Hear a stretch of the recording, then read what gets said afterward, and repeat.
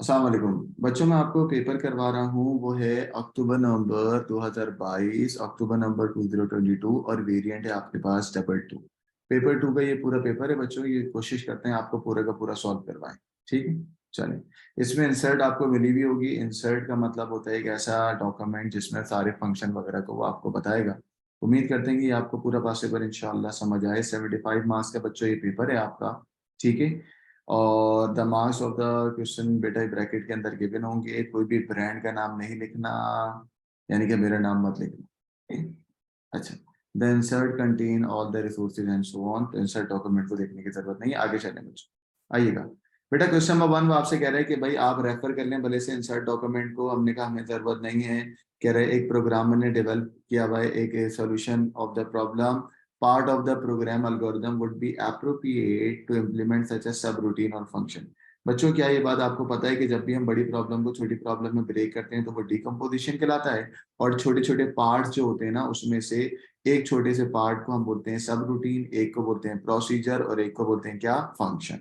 वो आपसे सिंपल ये बात कह रहे हैं कि फंक्शन, प्रोसीजर, सब रूटीन, यही है ना। Give two reason why programmer may decide to use a small block of code. और वो स्मॉल ब्लॉक ऑफ कोड क्या है बेटा, सब रूटीन। सब रूटीन को यूज करने के क्या फायदे हैं? बहुत सारे फायदे हैं भाई। सबसे पहला फायदा क्या फायदा है?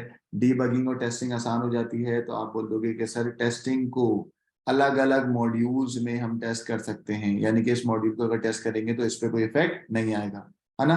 तो हम यहाँ पर क्या बोलेंगे, टेस्टिंग और डीबगिंग जो है वो इजियर हो जाती है। टेस्टिंग और डीबगिंग जो है वो क्या हो जाएगी, इजियर हो जाएगी।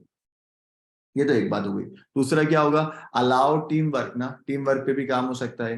और क्या हो सकता है बेटा, complexity of the program reduce हो जाएगी, अलग अलग पार्ट्स में काम हो जाएगा। एक्चुअल में सब routine is a small block of code ना। तो हम दूसरा ये भी लिख सकते हैं कि भाई reduce the complexity of a program. या क्या लिख सकता हूँ, प्रोग्राम क्या हो जाएगा, सिंप्लीफाइड हो जाएगा। तो ये ज्यादा बेहतर लग रहा होगा आपको। आपका प्रोग्राम जो है वो बिल्कुल आसान हो जाएगा। आसान अलग अलग ब्लॉक ऑफ कोड में हो जाएगा। आसान होने को क्या बोलूंगा, सिंप्लीफाइड।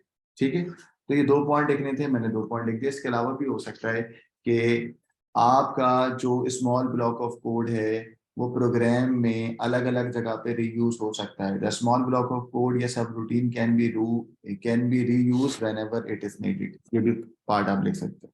ठीक है बच्चों। तो बेटा क्वेश्चन नंबर 1 में आपको माशाल्लाह माशाल्लाह से 2 मार्क्स मिल गए हैं, अल्हम्दुलिल्लाह। उसके बाद बच्चों यहाँ पर आने से पहले मैं जरा आपको एक चीज पढ़ाता भी जाऊं ना, जरा वो देखिएगा क्या पढ़ा रहा हूँ आपको।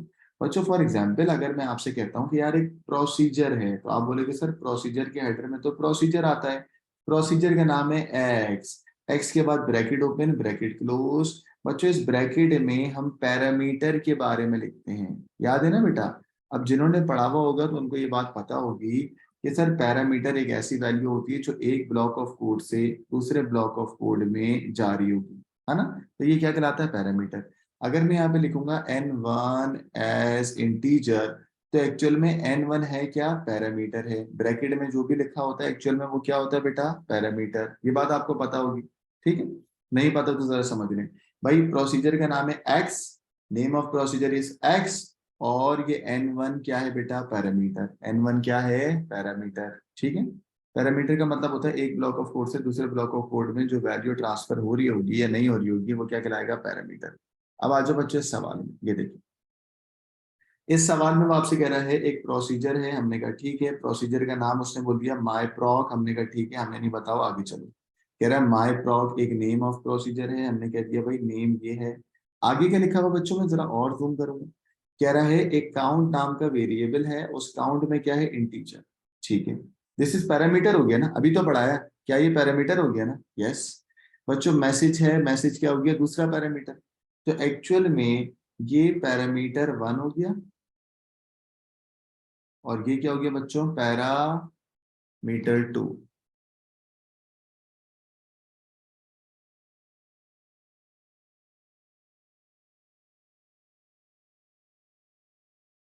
सही है, ये हो गया पैरामीटर 1 और ये हो गया पैरामीटर 2। गॉट इट बच्चों, यहाँ तक कोई मसला तो नहीं। पैरामीटर 2। ठीक है, तो अब आपको कोई बोले भाई काउंट 1 काउंट क्या है, आप बोले कि सर पैरामीटर 1 है। काउंट 2 क्या है बेटा, मैसेज। मैसेज क्या है, पैरामीटर 2। यहाँ पर वो आपसे यही सवाल कर रहा है, अगर आप देखो। कह रहा है करेक्ट टेक्निकल टर्म बताना काउंट की और मैसेज की। भाई क्या है जल्दी बताओ। आपने अभी तो बोला कि सर ये दोनों एक्चुअल में क्या है, पैरामीटर। ये दोनों एक्चुअल में क्या है, पैरामीटर। और पैरामीटर की डेफिनेशन अभी क्या पढ़ा है मैंने, पास द वैल्यू। एक मॉड्यूल से मैं बता देता हूँ, एक मॉड्यूल या दूसरा मॉड्यूल या सब रूटीन एक ही बात होता है। एक मॉड्यूल से दूसरे मॉड्यूल में जो वैल्यू लेके जाता है वो क्या कहलाता है, पैरामीटर। तो यहाँ पर इसी की डेफिनेशन ये यूज लिखना है एक्चुअल में। तो भाई पैरामीटर का यूज क्या है, to pass the value between module, to pass the value between sub routine या मॉड्यूल, एक ही बात है। सवाल में सब रूटीन का जिक्र है तो मैं सब रूटीन लिख देता हूँ। अगर आप जनरली लिखना चाहो तो आप मॉड्यूल लिख सकते हो। ठीक है ना, कोई मसला तो नहीं है बच्चों। चलें, तो यहाँ भी माशाल्लाह से आपको 2 मार्क्स मिल गए, अल्हम्दुलिल्लाह। चलो चलो, इस पूरे का मैं आपको पीडीएफ करने के बाद सैरी तक शेयर कर दूंगा। नेक्स्ट आ जाओ भाई। अब यहाँ पर वो आपसे क्या कह रहे हैं, कह रहा है वही जो आप ऊपर काम कर रहे थे, the algorithm in part A is a part of the program that will be sold to the public. ठीक है, उसका कोई पार्ट ऑफ द प्रोग्राम है वो पब्लिक को सोल्ड कर दिया। ठीक है, या सोल्ड करेंगे, सॉरी, सोल्ड करेंगे। ठीक है, ठीक है भाई, सोल्ड कर देंगे।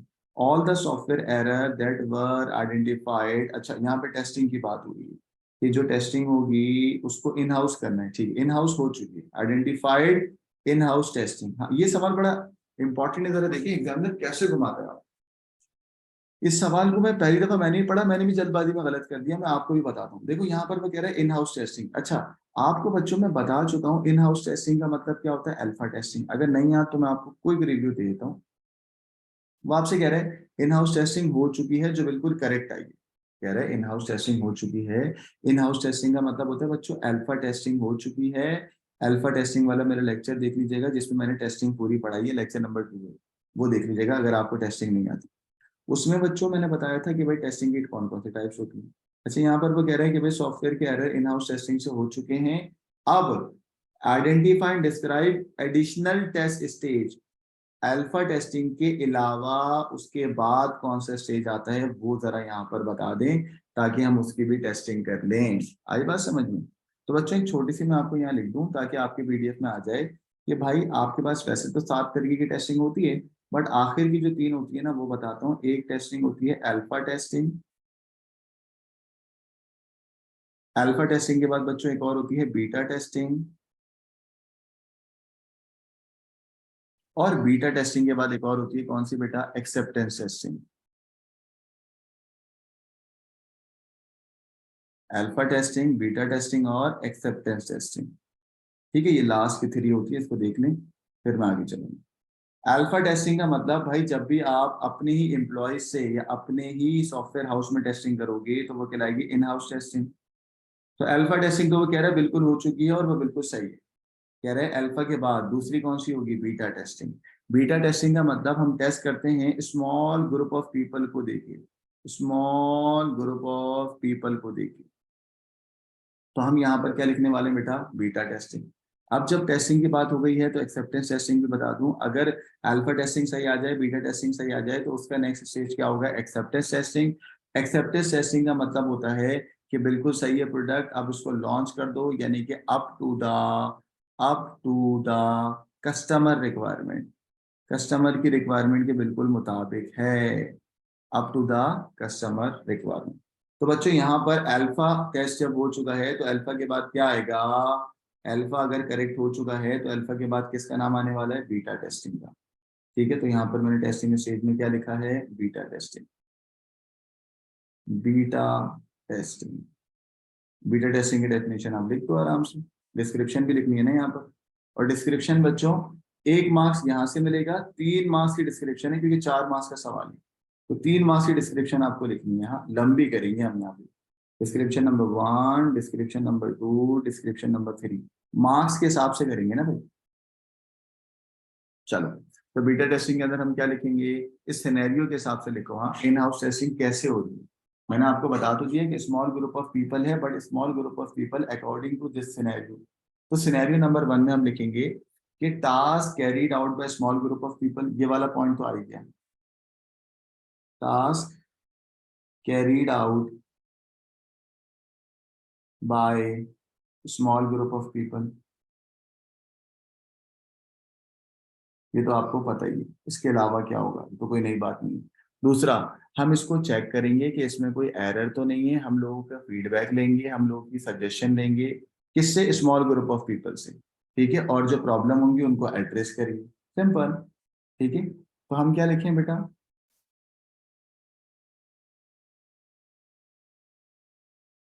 क्या लिखें हम ये लिख लें कि भाई यूजर चेक करेगा सॉफ्टवेयर को रियल वर्ल्ड के अंदर कि इसमें कोई एरर है या नहीं है। हाँ, फिर हम उसका फीडबैक और सजेशन वगैरह भी ले लेंगे, ठीक है। तो यूजर्स, यूजर्स का मतलब users check that software is working correctly और not, that software is, software works as per requirement, as per requirement और नॉट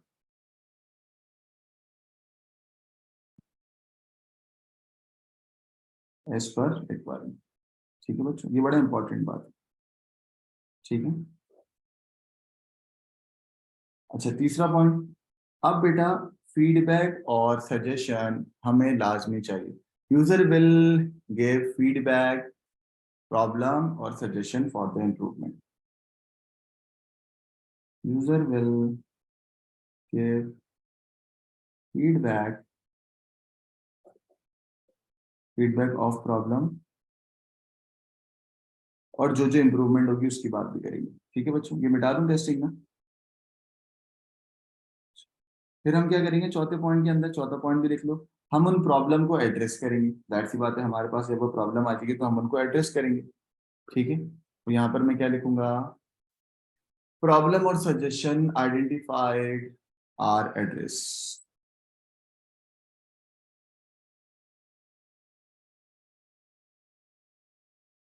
प्रॉब्लम और सजेशंस जो कि आइडेंटिफाई करी है ऊपर यूजर ने कि भाई आपके प्रोडक्ट में ये मसला है, उनको मैं एड्रेस करूंगा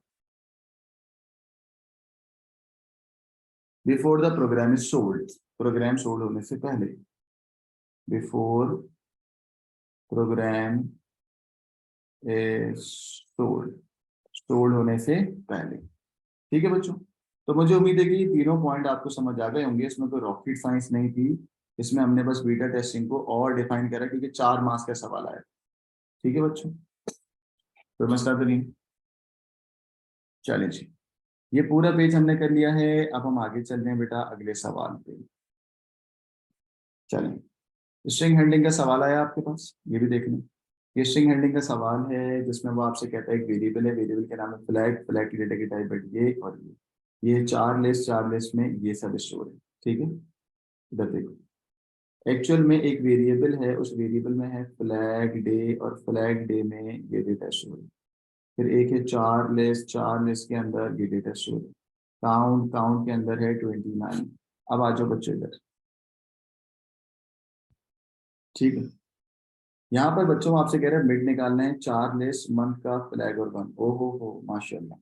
बेटा मिड फंक्शन अगर आपको नहीं याद तो पहले मैं आपको वो बताऊं भाई, मिड में क्या होता था वो भी देख लें।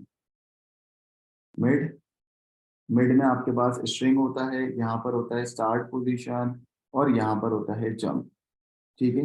यहाँ पर तुम्हारे पास वो स्ट्रिंग होता है, ठीक है, string start position jump, string start position jump, ठीक है। इधर आ जाए, इस सवाल में स्ट्रिंग है 4 लिस्ट, यानी कि 4 लिस्ट में से डेटा निकालना है, और 4 लिस्ट दे रहा है, और 4 लिस्ट में क्या है बेटा, ABCDEFG। मैं जूम कर देता हूँ, यानी कि सारा गेम इस ABCD में से होगा, ठीक है, मैंने इसको जूम कर दिया। नंबरिंग करो 1 2 3 4 5 और 6, ठीक हो गया। चलें भाई, 4 लिस्ट में मंथ, मंथ का है भाई, मंथ तो कुछ है ही नहीं। अच्छा, यहाँ से तुम्हें फ्लैग डे मंथ,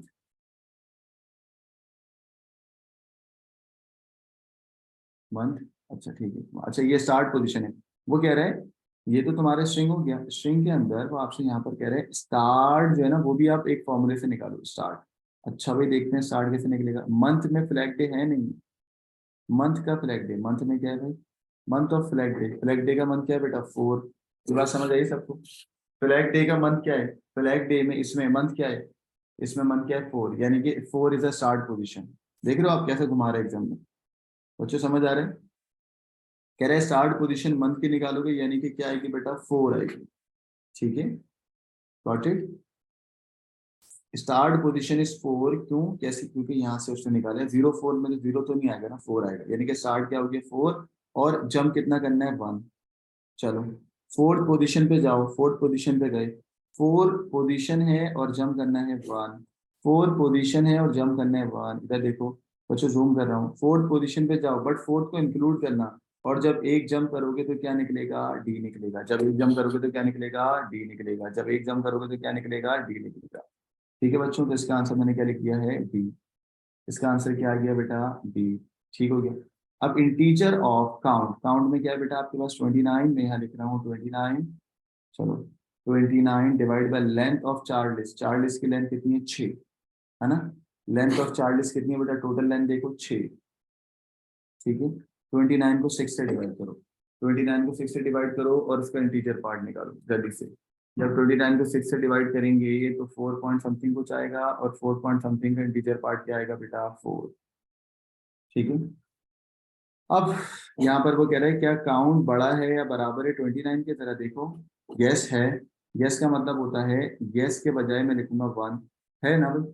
इसके साथ साथ एंड का मतलब multiply, day, day of flag day, क्या फ्लैग डे 23 से बड़ा है, कहाँ है भाई फ्लैग डे। अच्छा डे, हाँ। अब देखो मतलब कैसे घुमा रहे बात, आप देखो वो कह रहे हैं फ्लैग डे, पहली बात फ्लैग डे कहाँ है, फ्लैग डे तो ये रहा, ये रहा। क्या ये 23 से बड़ा है, नो ना, बड़ा नहीं है बराबर है, तो नो आएगा। नो का मतलब क्या होता है, जीरो।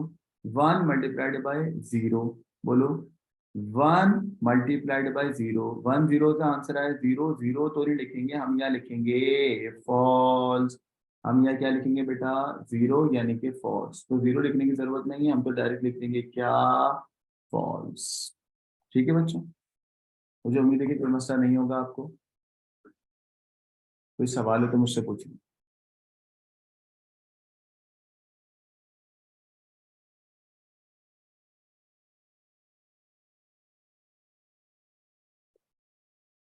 चलो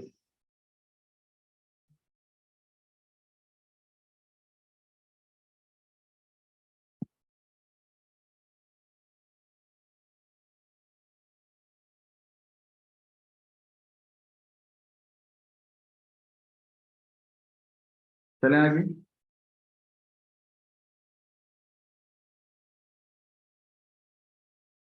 बेटा 7 फवाद, आप लेट आए हो तो मैं आपको रिवाइज पूरी करा के दूंगा पूरा लेक्चर, आप रिकॉर्डिंग देखिए।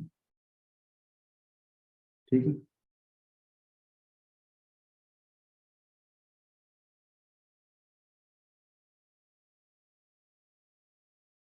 चलो ये बात सबको समझ आ गई, अब मैं अगले अगले सवाल पे चला।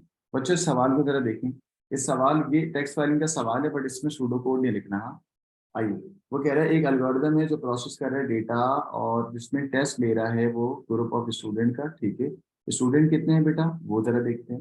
The algorithm will prompt and input the name, यानी कि वो एल्गोरिदम में यूजर को बोलेगा भाई आप अपना इनपुट दे दो। अच्छा भाई क्या इनपुट देंगे, input the name and test mark for each 35 student, input the name और test mark for each 35 student.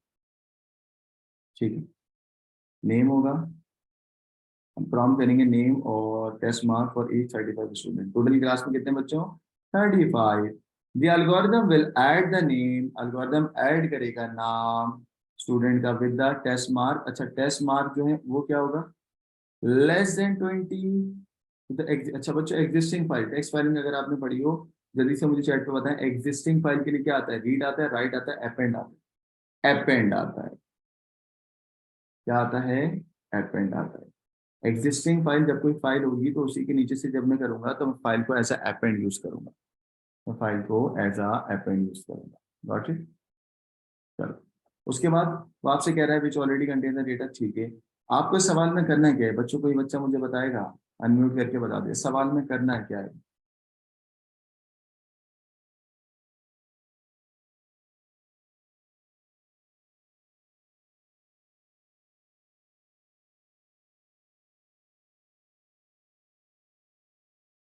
इस सवाल में करना है क्या है।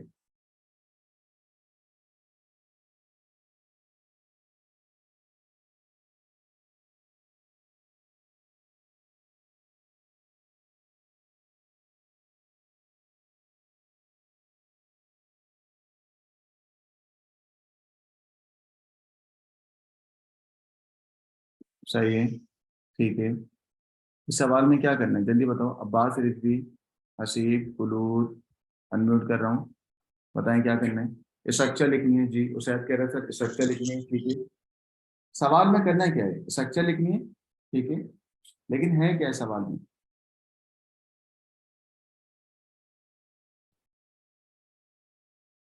अनम्यूट करके बताए ना। चलो मैं बता दूं। भाई सवाल में आपको कुछ भी नहीं करना, इस सवाल में आपको सिर्फ और सिर्फ आपको स्ट्रक्चर्ड इंग्लिश लिखनी है, सूडो कोड नहीं लिखना, जिसमें आप बच्चों प्रॉम्प्ट भी करोगे, इनपुट भी करोगे नाम, ठीक है, और टेस्ट मार्क को भी इनपुट करोगे, ठीक है। फॉर ईच 35, तो बेटा लूप भी चलेगा, कितना चलेगा 35। तो आप रिपीट वर्ड भी लिखोगे, वो रिपीट वर्ड कितना आएगा 35, ठीक है। और आप बच्चों का मार्क इनपुट लेते रहोगे, बच्चों की चीजें इनपुट लेते रहोगे। तो देखो मैंने सबसे पहले क्या कहा, इनपुट फाइल, फाइल क्योंकि एग्जिस्टिंग है तो मैंने क्या बोला बेटा, अपेंड।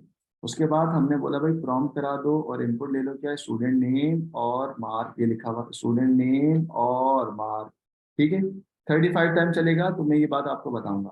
फिर यहाँ पे लिखा हुआ है कि बच्चों के जो मार्क हैं टेस्ट मार्क वो लेस देन अगर 20 हो, ठीक है, क्या लिखा हुआ है, the algorithm will add the name of all the student with the test mark of less than 20 to the existing file. अच्छा बिल्कुल आसान सवाल है बच्चों ये। इस सवाल में वो आपसे कह रहा है कि भाई वो बच्चे जिनके मार्क्स 20 से कम है, वो नालायक बच्चे, अब ऐसे करें, वो नल्ले बच्चे, वो फारिग बच्चे जिनके मार्क्स 20 से कम हैं उनको सपोर्ट लिस्ट डॉट टीएक्सटी में ऐड कर दो, ठीक है। अब समझ आ गया समझ। वो नल्ले बच्चे या वो फारिग बच्चे, वो वीक स्टूडेंट्स जिनके मार्क्स 20 से कम है उनको अपनी टेक्स्ट फाइल में ऐड कर दो, और ऐड करने का मतलब है एग्जिस्टिंग फाइल में ऐड करना है, तो मैंने बेटा अपेंड वर्ड यूज करा है, ठीक है।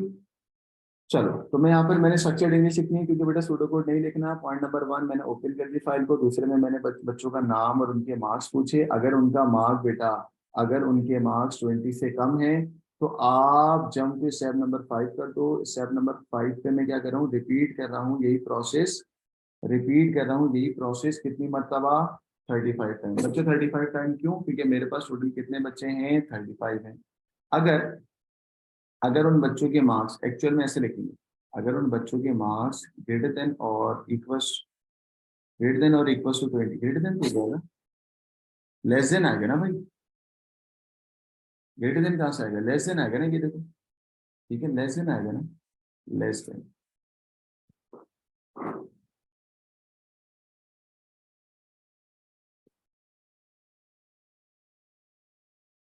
लेस देन और इक्वल टू 20 होगी। अच्छा तो यहाँ पर आप जंप भी करवा दें, अच्छा जंप कराने का मतलब है हम एक्चुअल में लूप दिखा रहे हैं, ठीक है। अगर उनका ये हो जाए, अच्छा जंप अगर आप ना भी कराएं तब भी आपका कोड चलेगा, है ना। अगर उन बच्चों के मार्क 20 या 20 से छोटे होंगे तो आप उसको फाइल में राइट करा दें। राइट कैसे कराएंगे, राइट फाइल करके, है ना। अब ये टेक्स्ट फाइल का पूरा लेक्चर मेरा डला हुआ यूट्यूब पे, अगर आप लोगों को बिल्कुल बेसिक समझ नहीं हो तो आप यूट्यूब पे मेरी टेक्स्ट फाइल के 2 लेक्चर हैं वो देख लीजिएगा, ठीक है। एक्चुअल में सवाल का मतलब क्या है कि 35 स्टूडेंट के मार्क्स बच्चों से पूछने हैं, और उन बच्चों में से उनके मार्क्स जिनके मार्क्स 20 से कम हैं उनको उठाओ और टेक्स्ट फाइल में डाल दो, बस, ठीक है। और ये काम करो 35 टाइम तक हम ये लूप चलाएंगे। क्यों चलाएंगे, क्योंकि सवाल में टोटल कितने बच्चे हैं बेटा, 35 बच्चे हैं, ठीक है। सवाल में टोटल कितने बच्चे हैं, 35 बच्चे हैं, तो स्ट्रक्चर्ड इंग्लिश लिखनी है। रॉकेट बच्चों, इसमें कोई रॉकेट साइंस तो नहीं है, समझ आ गया सबको, आसान था मुश्किल था।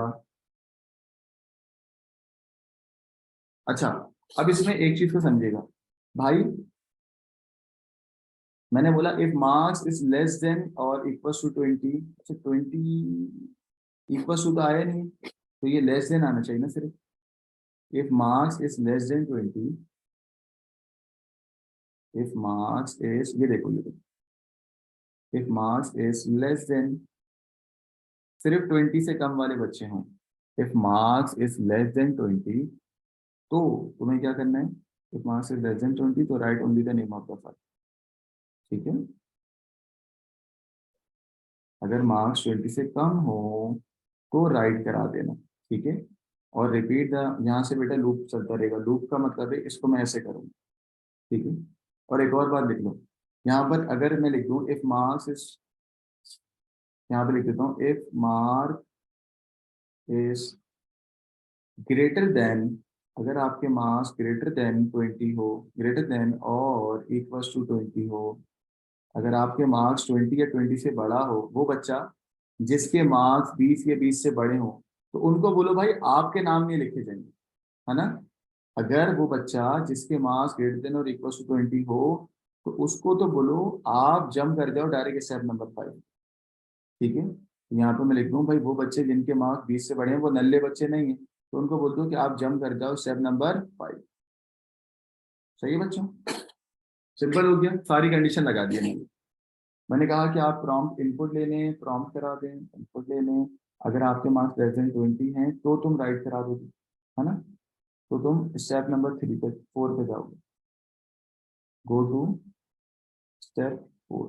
ठीक है, अगर आपके मार्क्स अगर आपके मार्क्स 20 से कम है तो आप स्टेप 4 पे चले जाएं और स्टेप 4 पे फाइल के अंदर डेटा चले जाएगा। ठीक है, और अगर आपके मार्क्स ग्रेटर देन और इक्वल टू 20 हैं तो आप जंप करा देना है स्टेप नंबर 5 पे, यानी कि डेटा ऐड नहीं होगा, बस आप दोबारा से ऊपर चले जाएंगे।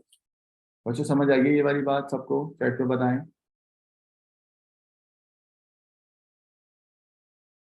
चलो, 5 मार्क्स आपको यहाँ भी मिल गए माशाल्लाह से। अगले सवाल पे आ गए बच्चों, इसी के अंदर वो आपसे कह रहे हैं बताओ why it is better to store the name of the student in a text file. वो जो 20 नल्ले, वो जो 20 बच्चे, 20 तो नहीं बोलूंगा, वो जो 35 स्टूडेंट में से जिन बच्चों के मार्क्स 20 से कम आ रहे हैं उनको तुम टेक्स्ट फाइल में क्यों डाल रहे हो, क्यों, अच्छी चॉइस है, उसको तुमने एरे में क्यों नहीं रखा। तो हमारा रीजन सिंपल है कि भाई टेक्स्ट फाइल का मतलब ही क्या है, डेटा स्टोर होगा क्या, परमानेंटली। हमारा रीजन सिंपल है, डेटा स्टोर होगा क्या, परमानेंटली। गॉट इट ना, कोई मसला तो नहीं है बच्चों।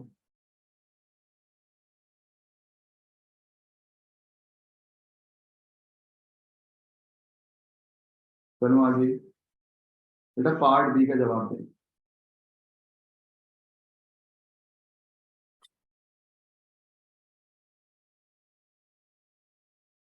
चलो, वो कह रहे हैं आपने राइट मोड को क्यों चूज नहीं करा। बच्चों यहाँ पर आपको पता होना चाहिए रीड राइट और अपेंड में क्या फर्क होता है। अगर नहीं पता तो मैं जल्दी से आपको बताऊं फिर यहाँ पे ले आऊं। देखो, जब भी हम डेटा को टेक्स्ट फाइल में डालते हैं ना, अगर ये टेक्स्ट फाइल है, इस टेक्स्ट फाइल में अगर हम डेटा को इनपुट करते हैं, इनपुट का मतलब स्टोर करते हैं, तो एक्चुअल में दो चीजें होती हैं। एक होता है राइट करना। राइट का मतलब क्या होगा, जितना भी पुराना डेटा है वो सबका सब लॉस हो जाएगा, और ये 0 मीटर एकदम पुराने डेटा को हटाने के बाद डेटा जाएगा। तो भाई राइट तो गलत है ना। इस सवाल में हमने अपेंड क्यों करा, कि अगर line 1 line 2 line 3 line 4 line 5 था, तो अगर तुम अपेंड करते हो, अपेंड का मतलब होता है पुराना डेटा लॉस थोड़ी होगा। अपेंड का मतलब होता है उस डेटा के बाद से, उसके नीचे से डेटा डलेगा। दैट्स वाई हमने राइट यूज नहीं करा, क्योंकि राइट के अंदर लॉस हो जाता है ओल्ड डेटा। राइट में लॉस हो जाता है ओल्ड डेटा। तो यही रीजन यहाँ पे आप लिखेंगे कि राइट को हम इसलिए नहीं करें क्योंकि राइट जो है ना वो ओल्ड डेटा को लॉस कर देता है, और यहाँ पर एग्जिस्टिंग डेटा पे काम करना है। ठीक है, तो यहाँ पर मैं डिस्क्रिप्शन यही बोलूंगा, write will lose old data, write will overwrite the data, overwrite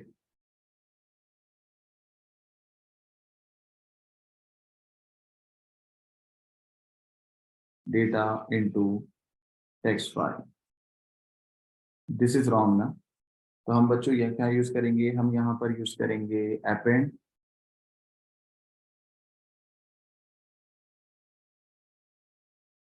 append will store data at the end of file, at the last of file, end of file पे तो आवाज चले, at the last, after the end of line, ये सही।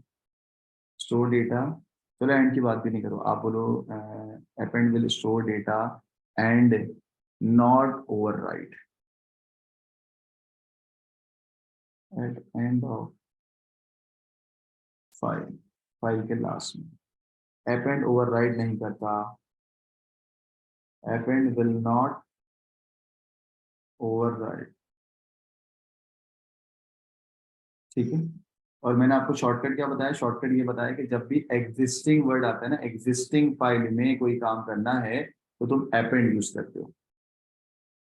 चलो बच्चों, finite state machine के बारे में एक और सवाल आ गया आपको, यहाँ भी आपको 1 मार्क मिल गया। अगले सवाल, फाइनाइट स्टेट मशीन का ये सवाल आपके पास आया था बच्चों। इसको स्टेट ट्रांजिशन डायग्राम कहते हैं। स्टेट ट्रांजिशन डायग्राम में कितना सिंपल है, मैं जरा आपको रिवाइज करा दूं। बेटा S1 एक स्टेट है, S2 दूसरी स्टेट है, S3 तीसरी स्टेट है, S4 चौथी स्टेट है। ये 4 स्टेट हो गई। इस स्टेट में अगर S1 से S2 पे जाना है तो इनपुट होगा A और आउटपुट होगा X।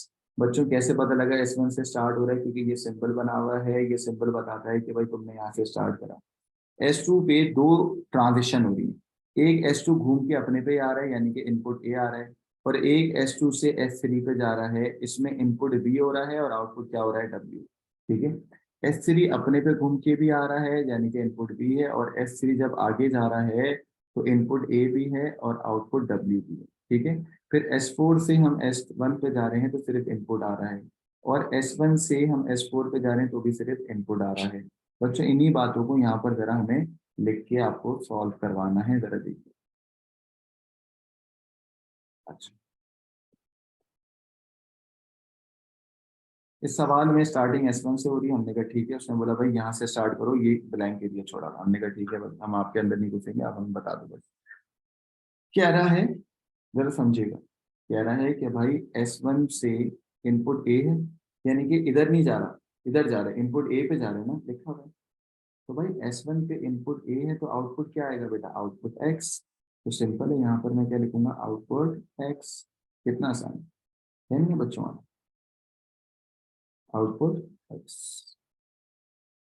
और बच्चों जब S1 से इनपुट लेके दूसरी स्टेट का नाम क्या आने वाला है, यहाँ पर S2। क्या आने वाला है, S2, है ना, बस ट्रेस करना है। अब यही स्टेज S2 आ गई। अब बच्चों वो आपसे क्या कह रहे हैं, अगली स्टेज का नाम S2 है, यानी पे S2 पे ही खड़े होके S2 पे जाना है ना। हाँ, अगली स्टेज का नाम S2 ही दे रहा है वो, तो हमने कहा ठीक है भाई ले जाएंगे। यानी कि S2 पे ही घूम के आने वाला तो इनपुट A आएगा, यानी कि यहाँ पर क्या आने वाला है, इनपुट A। और इनपुट A पे कोई आउटपुट है नहीं है तो डैश डाल देना, नन लिख देना। ठीक है, S2 पे जब आप खड़े हो गए, और मुझे कैसे पता लगा कि अगली स्टेट भी S2 है, लिखा हुआ है। हाँ, तो S2 पे अगली स्टेट भी S2 होगी तो सिर्फ और सिर्फ इनपुट A यहाँ पे लिखा जाएगा। तो हमने बोला भाई इनपुट A, और इनपुट A पे कोई आउटपुट नहीं है तो एक्चुअल में यहाँ पर आने वाला है नन। सही, क्योंकि कोई आउटपुट नहीं। अब दोबारा हम S2 पे खड़े हैं। अब बच्चों जब मैं S2 पे खड़ा हुआ हूँ और वो आपसे कह रहा है आउटपुट W, आउटपुट W का है, जरा देखें, ये रहा। जब मैं S2 पे खड़ा हुआ हूँ और आउटपुट W, तो आउटपुट W जो उसने लिख दिया, इनपुट क्या आएगा, इनपुट B। इनपुट क्या आने वाला है, इनपुट B। आई समझ में, इनपुट क्या आने वाला है, इनपुट B। और जब इनपुट B से मैं आगे चले जाऊंगा तो एक्चुअल में यहाँ पर आएगा S3। यहाँ पर क्या आएगा, S3 अगली स्टेज। सही है ना। चलो, अब तुम खड़े हो गए हो भाई S3 पे, अब तुमने बोला सर भाई मैं तो S3 पे आ गया। ठीक है, इनपुट B, और तुम आ गए S3। आगे बेटा S3, S3।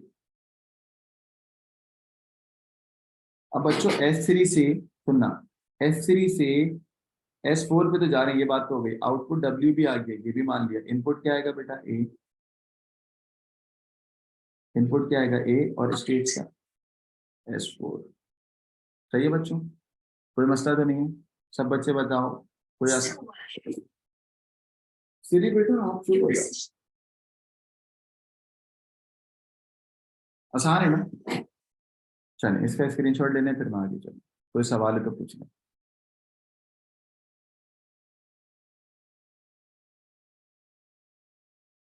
चलो अगले सवाल पे आगे नहीं। बच्चे एब्स्ट्रैक्ट डेटा टाइप के बारे में एक सवाल आया है। एब्स्ट्रैक्ट डेटा टाइप याद है कुछ, क्या होती है? चलिए, एब्स्ट्रैक्ट डेटा टाइप क्या था भाई। एब्स्ट्रैक्ट डेटा टाइप एक आपके पास मल्टीपल डेटा टाइप को हैंडल करते थे। 3 तरीके की एब्स्ट्रैक्ट डेटा टाइप थी। हाँ, एक था स्टैक, ठीक है, एक होता है क्यू, और एक होता है क्या, link list. Link list stack और क्यू। ठीक है भाई, लिंक लिस्ट स्टैक और क्यू। इतना बता दूं कि स्टैक के अंदर आपके पास ऊपर से डेटा आएगा और ऊपर से निकल जाएगा, यानी कि लास्ट इन फर्स्ट आउट। सही है। क्यू के अंदर जो पहले डेटा होगा वही बाहर जाएगा, यानी कि first in first out, last in first out, first in first out. ठीक है। और लिंक लिस्ट में तो भाई एक चेन स्ट्रक्चर होती है। लिंक लिस्ट में क्या होती है बेटा, एक चेन स्ट्रक्चर। ठीक है। चलिए अब सवाल को देखते हैं। इस सवाल में क्या लिखा हुआ है। कह रहा है कि भाई एक सवाल है, उस सवाल में सेवरल मोड्स हैं, stack is an example of abstract data type. तो आप दूसरी एग्जांपल लिखिए। मैंने कहा भाई एक क्यू भी हो सकती है और एक लिंक लिस्ट भी हो सकती है। ठीक है। अब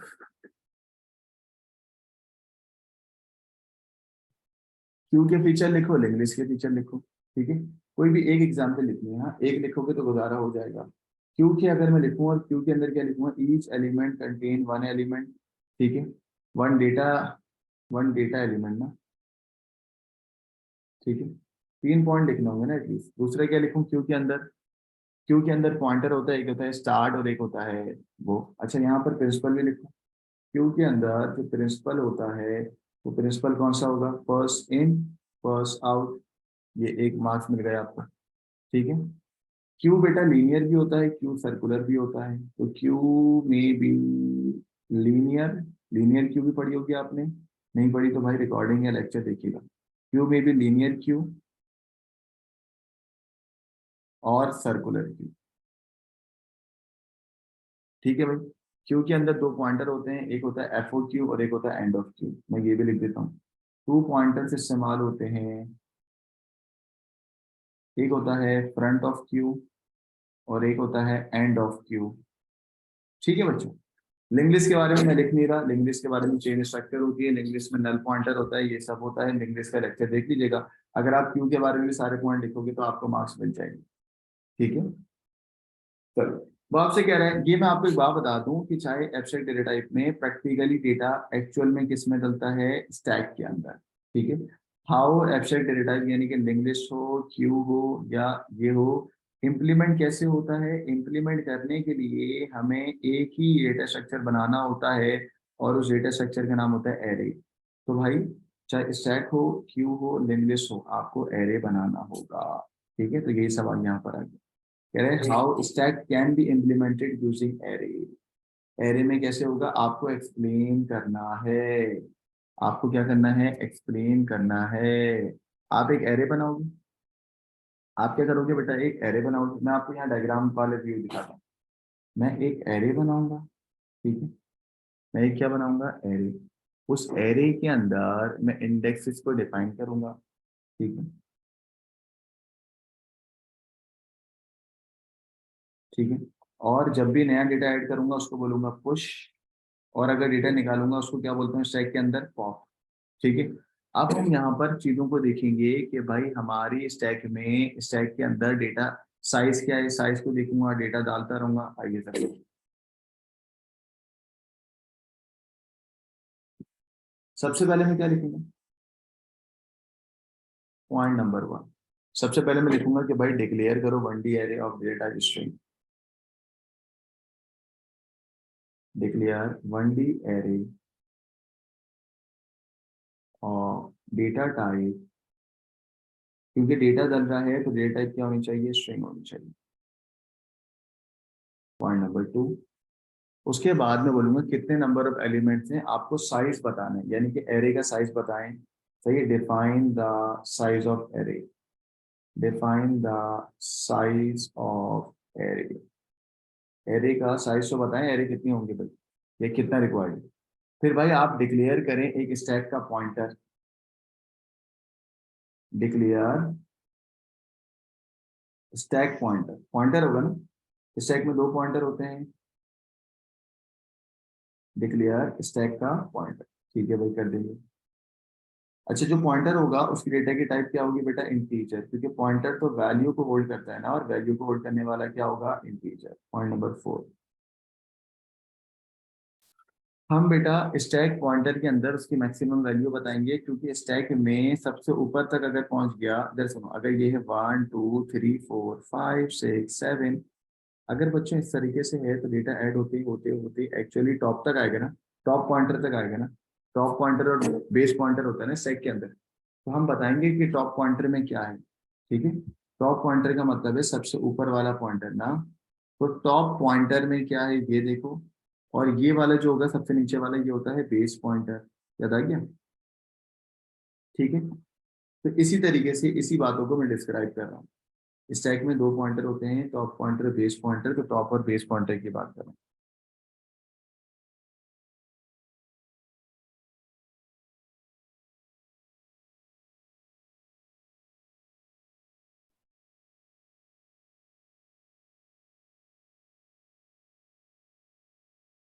declare array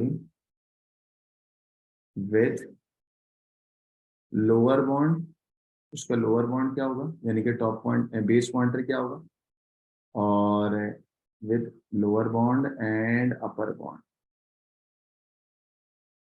with lower bound and upper bound हमने ये डिक्लेयर करा। अब पॉइंट नंबर 5, पॉइंट नंबर 5 में हम बोलेंगे use the stack pointer as a index.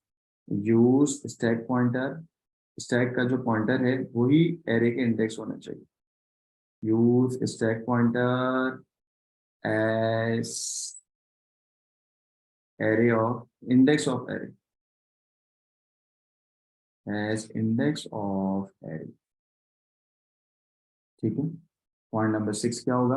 अब हम आपको बताएंगे कि जब आप डेटा ऐड कर रहे हैं, जब आप डेटा ऐड करते हैं, ऐड करने को बोलते हैं पुश। पुश करते वक्त चेक कर लेना, पुश ऑपरेशन करते वक्त चेक कर लेना स्टैक फुल तो नहीं है ना भाई। जब एरे में डेटा ऐड होता है और एरे ही ऑलरेडी फुल हो तो पुश नहीं हो सकता ना। सही है, तो पुश करते हुए चेक करते हैं कि एरे आपकी फुल तो नहीं है। Push operation check array is full और नॉट।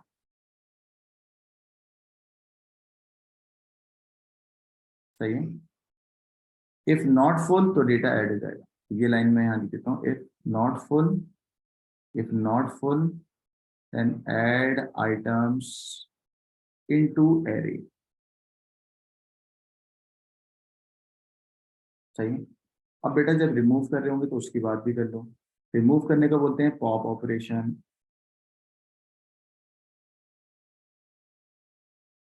पॉप ऑपरेशन के बारे में क्या बोलेंगे, पॉप ऑपरेशन के बारे में ये बोलेंगे कि भाई स्टैक एम्प्टी तो नहीं है, तुम डेटा डिलीट करने जा रहे हो बच्चों। हाँ, डेटा तुम डिलीट करने जा रहे हो बट डेटा कुछ है ही नहीं अंदर। तो भाई तुम डिलीट करते वक्त यानी कि पॉप करते वक्त ये चेक कर लेना कि स्टैक एम्प्टी तो नहीं है।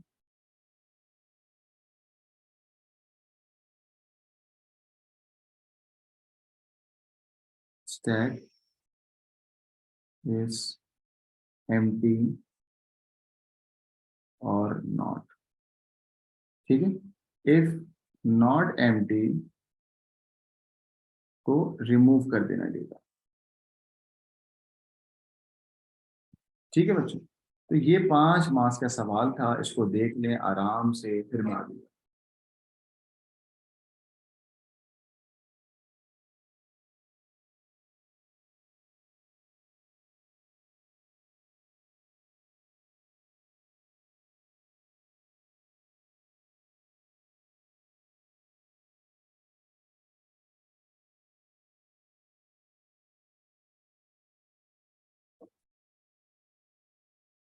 चलें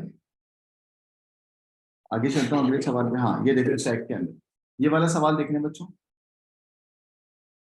इस सवाल के अंदर वो आपसे कह रहे हैं ग्रुप 1 ग्रुप 2 ग्रुप 3 ये आपके पास है। स्टैक के अंदर लास्ट इन फर्स्ट आउट होता है। हाँ, स्टैक में क्या होता है, लास्ट इन फर्स्ट आउट। जरा देखिएगा, आपके सामने करके दिखाएंगे ये सवाल। इस सवाल में वो आपसे कह रहा है कि भाई ग्रुप 1 ये रहा, हमने कहा देख लेते हैं ग्रुप 1। कह रहा है ग्रुप 1 के अंदर, ग्रुप 1 में पुश हो रहा है और पॉप हो रहा है। ठीक है बच्चों, पुश करने का मतलब डेटा ऐड होना होता है, पॉप करने का मतलब डेटा रिमूव होना होता है, ये बातें आपको पता है। ठीक है, ये होता है पुश। ठीक है भाई, आपका ये रहा स्टैक, स्टैक मैंने आपको दिखा दिया, ये रहा स्टैक। ठीक है, अच्छा एसपी का मतलब है स्टैक पॉइंटर। स्टैक पॉइंटर इस वक्त कहाँ है बेटा, एक्स पे, क्योंकि स्टैक पॉइंटर हमेशा टॉप पे रहता है। यहाँ पर अगर आप देखो तो पहले पी दला है डेटा, फिर जेड दला है, फिर वाई दला है, फिर एक्स दला है, टॉप पे कौन है बेटा, स्टैक पॉइंटर। यानी कि अब डेटा रिमूव भी एक्स ही होगा और नया डेटा जो होगा वो इसके ऊपर आएगा। अगर कोई आपको बोले कि सर ए को ऐड कर दो, तो एक्चुअल में ए ऐड होगा टॉप के ऊपर, बी ऐड कर दो तो बी ऐड होगा इसके ऊपर। अगली बात समझ में, ये स्टेप होता है। ग्रुप वन में वो क्या कह रहे हैं, ग्रुप वन में कह रहे हैं आप नए डेटा को ऐड करते हैं डी और ई। कितना आसान है, डी और ई को। और ग्रुप वन का डेटा ये लिखा हुआ है, ये रहा। ठीक है, तो एक्चुअल में as it is data copy करो, पी जेड वाई एक्स, ये तो एज इट इज कॉपी हो गया। फिर बच्चों नया डेटा ऐड होगा, क्या ऐड होगा, सबसे पहले ऊपर क्या लिखा हुआ है, डी। तो एक्चुअल में डेटा क्या ऐड होगा, डी या ई, जल्दी बताओ।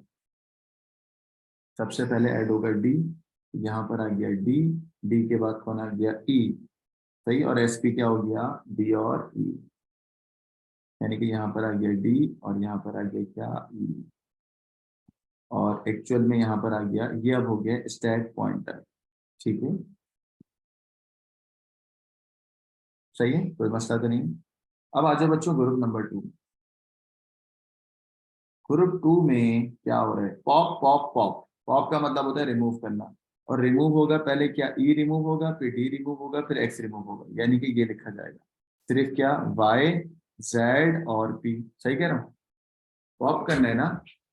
ठीक है,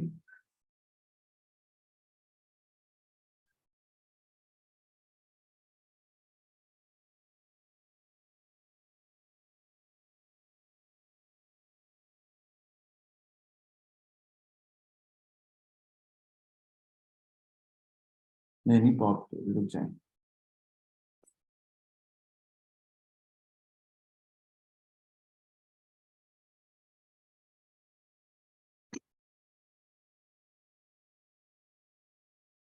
ठीक है, हाँ बिल्कुल सही, बिल्कुल सही, बिल्कुल सही है।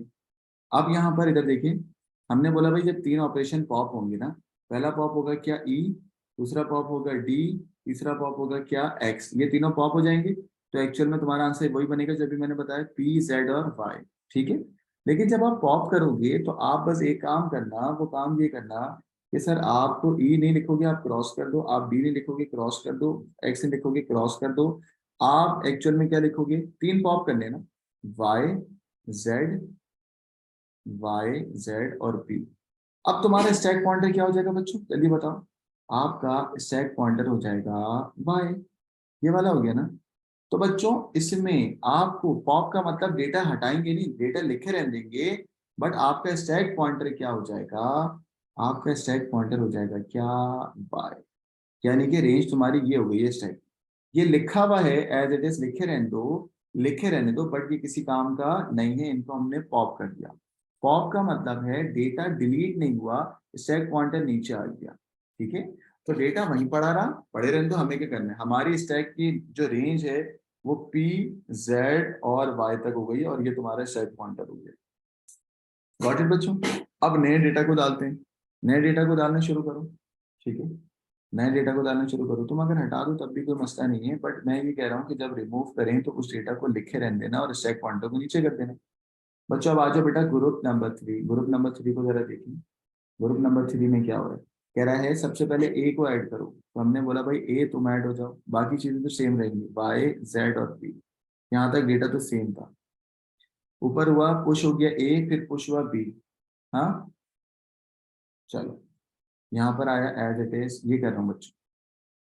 ये एज इट इज पी आ गया, ये एज इट इज जेड आ गया, ये एज इट इज वाई आ गया। पहली मर्तबा ए और बी ऐड होगा। तो पहले ऐड होगा ए, फिर ऐड होगा बी। पहले ऐड हुआ ए, फिर ऐड हुआ बी। बी के बाद कुछ रिमूव होने वाला है। रिमूव कौन होगा, सबसे ऊपर वाला, है ना भाई। तो बी को बोला भाई चलो तुम तो कट लो, बी कट लिया। यहाँ पर कौन आ गया, बी की जगह पे सी, और यही हो गया क्या, स्टैक पॉइंटर। यही क्या हो गया, स्टैक पॉइंटर। ठीक है, कोई मसला तो नहीं बच्चों। चलें इसका स्क्रीनशॉट ले लें। मुझे उम्मीद है कि आपको समझ आ गया होगा, आसान है। सही है ना, चैट पे बताएं क्लियर या नो क्लियर।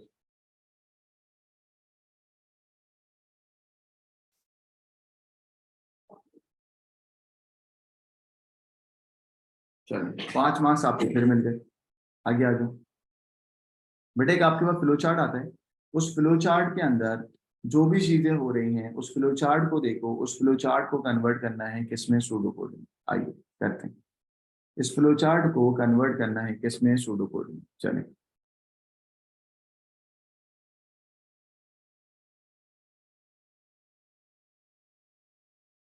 चलें, ये रहा flow chart.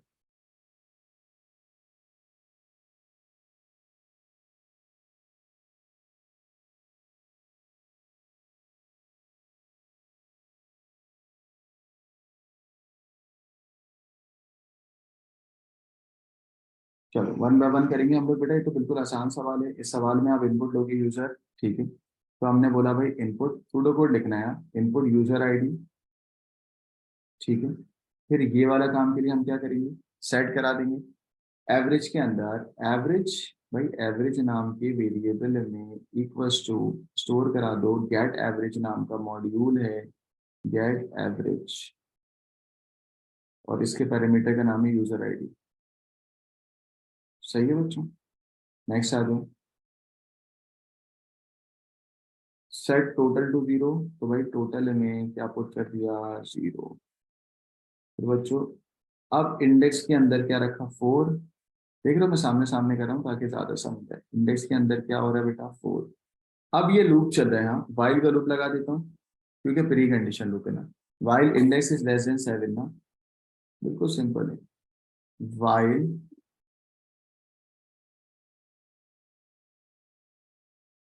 Index is less than seven, अगर इंडेक्स सेवन से छोटा है तो डू करवा दें, ठीक है। अब ये वाइल यहाँ तक चलेगा और यहाँ से दूसरा काम शुरू हो रहा है। बच्चों जब ये लूप ट्रू हो जाए तो ट्रू के अंदर ये सब हो रहा है ना जो मैं हाईलाइट कर रहा हूँ, है ना। क्या हो रहा है जरा देखिए, ये वाली लाइन, ये लाइन जब मैं लिखूंगा तो क्या आएगा, last equals to same month,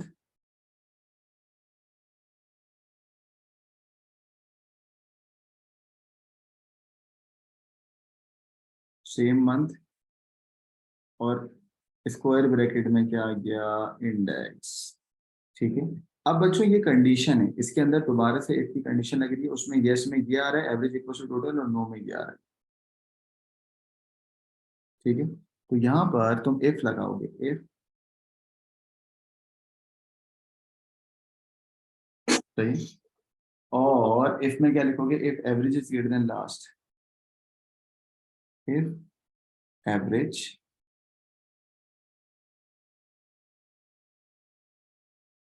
is greater than last, हाँ। अगर ये यस हो जाए तो देन में यस होगा, क्या होगा बेटा, यस में जब देख लो, अगर ये यस हो जाएगा तो एवरेज के अंदर टोटल आएगा, है ना। अगर ये यस हो जाए तो एवरेज में टोटल लिख दो, तो आसान है, एवरेज इक्वल्स टू टोटल, ठीक है। और अगर ये नो हो जाए तो एल्स वाले पार्ट में, एल्स वाले पार्ट में क्या आएगा, ये होता है no, last equals to total, है ना भाई। लास्ट इक्वल्स टू, इसका मतलब क्या, एड लास्ट टू टोटल का मतलब बच्चों ये सुनिएगा, एवरेज इक्वल्स टू टोटल, इसका मतलब है एवरेज को टोटलिंग करवानी है ना, एवरेज इक्वल्स टू टोटल। अब इसको जरा समझेंगे, एवरेज इक्वल्स टू टोटल नहीं है, मैंने गलत लिखा भाई। एवरेज टू टोटल का मतलब क्या है, इसका मतलब ये है कि आप टोटलिंग करेंगे, कैसे टोटलिंग करेंगे जरा देखिएगा। इसका मतलब ये है, आप टोटलिंग कैसे करते थे, total equals to total plus average, ये कहना चाह रहा है एग्जामिनर, ठीक है। Total equals to total plus average, और यहाँ पर क्या होगा, एड लास्ट टू टोटल का मतलब क्या है, total equals total plus last. आई समझ में, total equals to total plus last, ठीक है। तो ये एवरेज का मतलब क्या है कि आप टोटल प्लस एवरेज को ऐड करोगे, है ना। टोटल में क्या ऐड करोगे, एवरेज, टोटल में क्या ऐड करोगे, एवरेज, और यहाँ पे टोटल में क्या ऐड करोगे, लास्ट, लिखा हुआ ये बात, ठीक है। तो यहाँ पर ये जो है ना एवरेज इक्वल टू टोटल, ये नहीं आएगा, यहाँ पर क्या आएगा जरा देखो, यहाँ पर आएगी ये वाली लाइन, क्या, टोटल इक्वल्स टू, ये लाइन के लिए मैंने बोला है ना, total equals to total plus average, और अगर ऐसा ना हो तो एल्स में क्या आएगा बेटा, इसमें आएगा total equals to total plus last, ठीक है, और ये तुम एंड करा देना। सही है बच्चों? अच्छा बेटा, ये दोबारा से फिर यूं करके ऊपर जाएगा, और ये क्या हो रहा है, इंडेक्स के अंदर +1, तो इंडेक्स इक्वल्स टू इंडेक्स +1 तो कर दो, है ना भाई? तो यहाँ पर मैं बोलूंगा कि जब फाइल के लूप के अंदर ही इंडेक्स,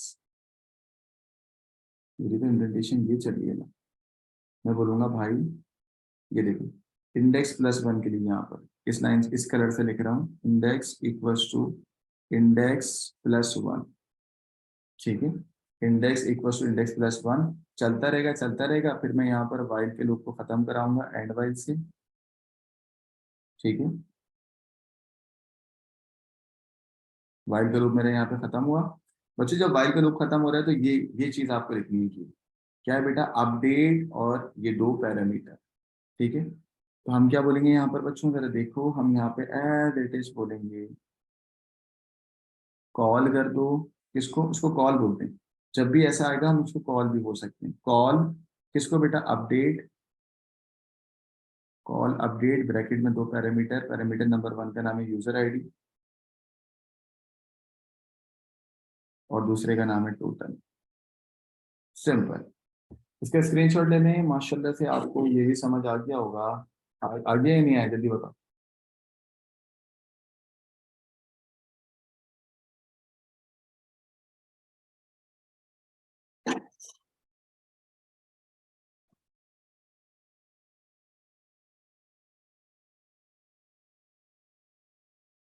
चलो,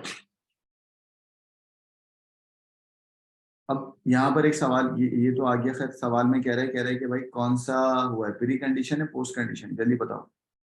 बच्चों यहाँ पे लूप जो इस्तेमाल हुआ है वो शुरू में कंडीशन आई है, शुरू में कंडीशन आने को क्या बोलते हैं, प्री कंडीशन पोस्ट कंडीशन, जल्दी बताओ। प्री कंडीशन, शाबाश। यहाँ पर मैंने यही लिखा, मैंने कहा भाई इस फ्लो चार्ट के अंदर ये प्री कंडीशन।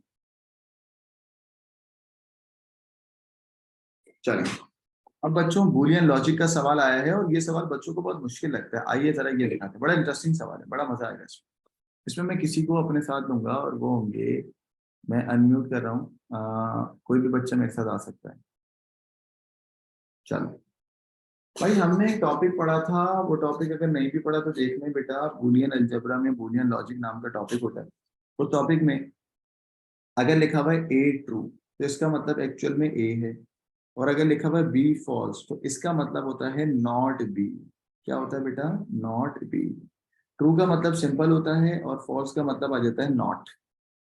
तो एक्चुअल में ये एक्सप्रेशन, इसकी एक्सप्रेशन बनेगी क्या, इसकी एक्सप्रेशन बनेगी ए और नॉट बी। सबको समझ आ रही है? क्या बनेगी, ए और नॉट बी, ठीक है। इसकी एक्सप्रेशन क्या बनेगी बताओ बच्चों, अनम्यूट करके बताओ, कुलूत, मोहसिन अली, रैना, जल्दी बताओ। A and B. A and B, very good, A and B, कितना आसान है। और इसकी क्या बनेगी भाई, not A, Not A and not B. क्या बात है, यही बनेगी ना भाई, सिंपल हो गया। अब मैं कुछ सवाल दिखाऊंगा, उस सवाल के अंदर से आपको चीजें निकालनी है, जरा देखिए, घबराए नहीं, परेशान नहीं, आइए इतनी सी बात मैं आपको दिखाऊं।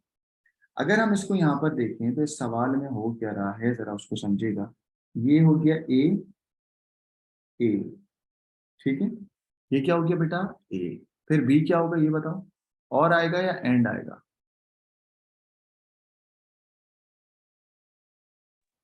ए And आएगा। एंड आएगा। इसके लिए क्या हो गया बेटा, ये भी बी हो गया, दोनों के दरमियान क्या लगा दिया मैंने, एंड लगा दिया, ठीक है, क्योंकि ट्रू आ रहा है ना दोनों में, ठीक है। अब ये वाली कंडीशन को देखिएगा, सिर्फ इसकी बात करूं इतनी, ठीक है। यहाँ पर क्या होगा, यहाँ भी दोबारा एक और एंड आ जाएगा, एंड के साथ क्या आएगा, सी, सी का मतलब ट्रू है ना, तो सिंपल आ जाएगा, अभी आपको पढ़ा है। यहाँ पर क्या आ जाएगा, सी। तो एक्चुअल में ए एंड बी एंड सी, अगर ए एंड बी एंड सी यानी कि तीनों अगर ट्रू हो रहे हैं, देख रहे हो, ए ट्रू होगा, बी ट्रू होगा, सी ट्रू होगा, तो मुझे बताओ जल्दी से, अगर ए ट्रू हो, बी ट्रू हो, सी ट्रू होगा, तो कौन सा फंक्शन कॉल हो रहा है, जल्दी बताओ, कौन सा फंक्शन कॉल हो रहा है? सब वन। कौन कॉल हो रहा है? सब शाबाश। देन कॉल सब वन, ठीक है। देन कॉल, वो क्या हो गया, ठीक है। अगर ये तीनों ट्रू हो गए, ए एंड बी एंड सी, तो कॉल होगा सब वन और ब्रैकेट में आ जाए। सिंपल है ना, ठीक है, आसान है।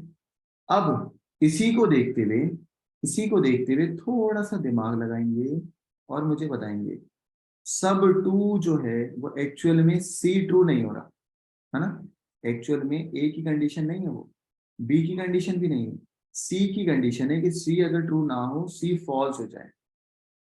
यानी कि ये जो एल्स वाला पार्ट है इसमें लिखा हुआ है इफ नॉट सी ना, सी ट्रू ना हो, सी क्या होगा, एल्स का मतलब ही क्या है, सी क्या होगा, फॉल्स। सी अगर ट्रू होगा तो सब वन, और अगर सी फॉल्स होगा तो क्या होगा, सब टू। यानी कि सी इक्वल टू फॉल्स, है ना। सी अगर फॉल्स हो तो क्या होगा बेटा, सब टू। लेकिन पूरा बताओ, चलो जल्दी से बताओ। इस कंडीशन के लिए मैं क्या लिखूंगा कि भाई ए तुम तो ट्रू होगे, बी तुम भी ट्रू होगे, सी तुम क्या हो जाओगे, फॉल्स, यानी कि नॉट सी। ये बात समझ आएगी बच्चों आपको? चलो मुझे बताएं बच्चों, सब टू के लिए कंडीशन क्या लिखनी है, ए को क्या लिखूं, ए क्या होगा, ट्रू, ठीक है। बताओ बच्चों, अनम्यूट करके बताओ।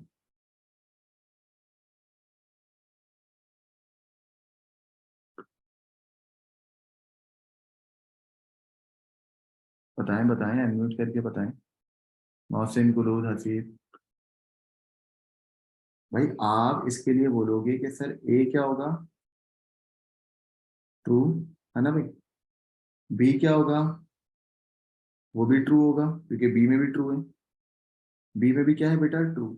सी अगर ट्रू होता तो वो तो सब वन हो जाता, सी क्या हो गया बेटा, फॉल्स हो गया, यानी कि नॉट सी है, एंड नॉट सी। अगर ऐसा हो जाए तो कौन सा फंक्शन कॉल होगा, ये बताओ।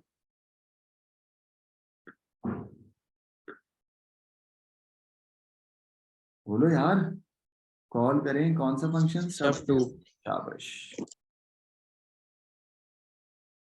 ठीक है। तो ये दो कंडीशन समझ आ गई आपको। चलो अब और सुनते हैं बेटा आपकी। बेटा एक बात बताना, सुकून से समझेंगे, हाँ, आराम से देखना। भाई यहाँ पर वो आपसे कह रहा है कि भाई ए अगर ट्रू होगा ना, बच्चों अगर ए ट्रू होगा तो इस पार्ट में जाएगा, है ना। ए ट्रू तो इस पार्ट में जाएगा, इसको मैंने बोल दिया है this is x part, x में जाएगा, ठीक है। और अगर ए ट्रू नहीं होगा तो ऑब्वियस सी बात है वाई पार्ट में जाएगा, ये वाई पार्ट, ठीक है, समझाने के लिए नाम रख दिया।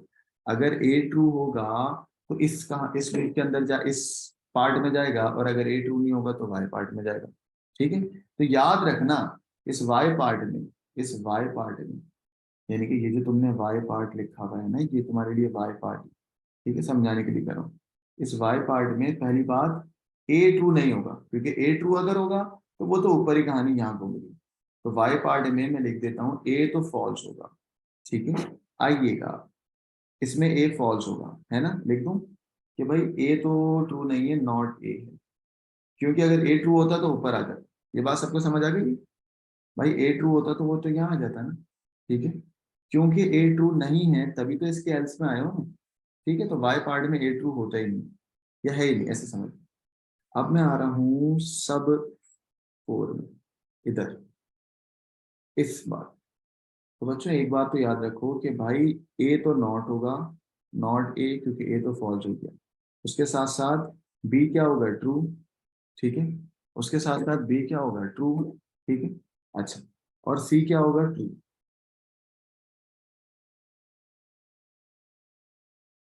ठीक है। तो क्या कॉल होगा, सब फोर। क्या कॉल होगा, सब फोर। अगर हम टेक्निकली देखें तो हम सब थ्री की बात करते हैं ना। हमने सब वन निकाल लिया, या देखो हमने सब वन निकाला, हमने सब टू निकाला। आइए सब थ्री का देखते हैं। अगर हम सब फोर का निकालें तो वो तो ये होगा, not A, not A and C, ठीक है। अभी हम निकालते हैं ये वाला निकालते हैं, सब थ्री। आओ, सब थ्री के लिए क्या होगा, बोलो। Not A,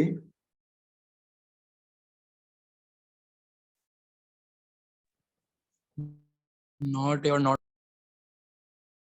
not A and C क्या होगा, सी ट्रू तो नहीं होगा ना भाई, सी तो हो जाएगा फॉल्स, ठीक है। B not. हाँ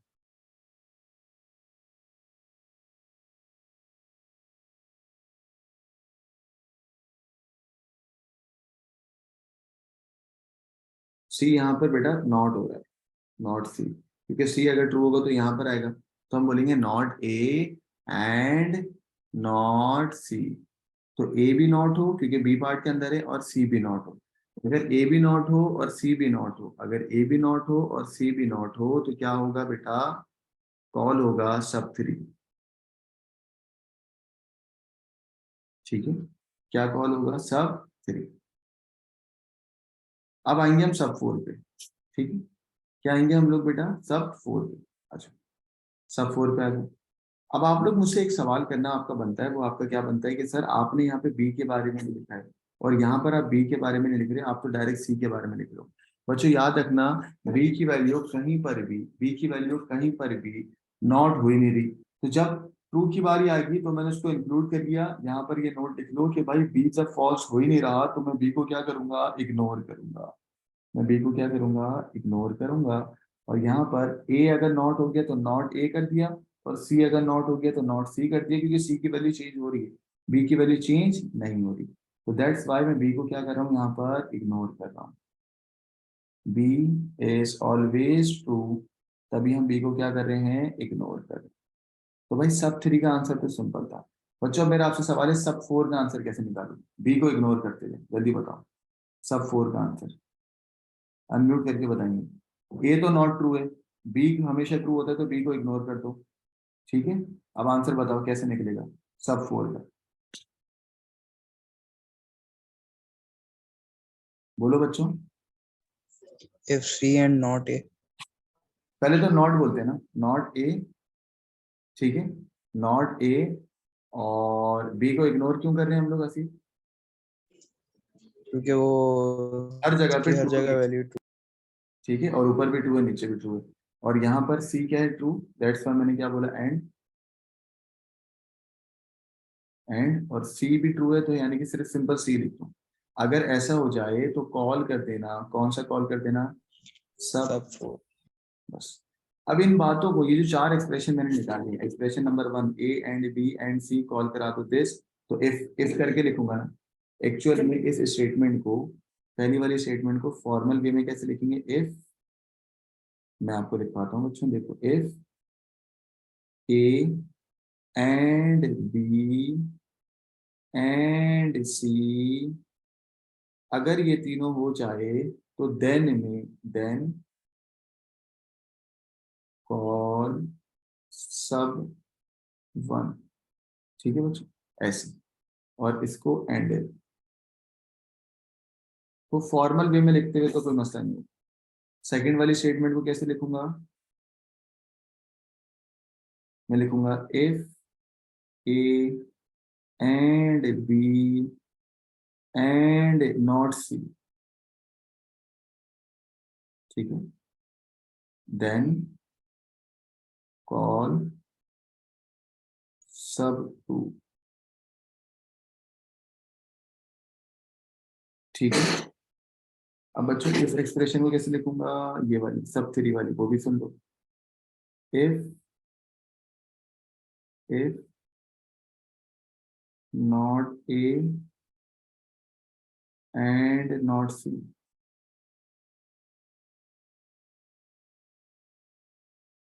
देन कॉल लिखना चाहो तो लिख लो, हाँ लिख लो, देन कॉल सब थ्री,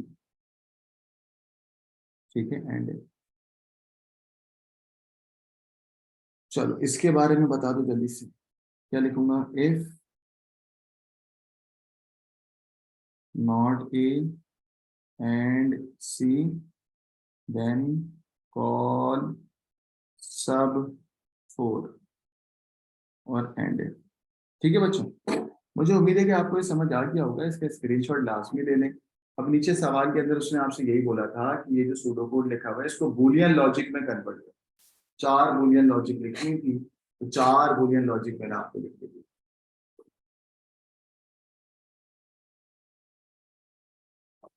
चलो, कोई मसला है तो बता दें, वरना मैं फिर आगे चलूंगा।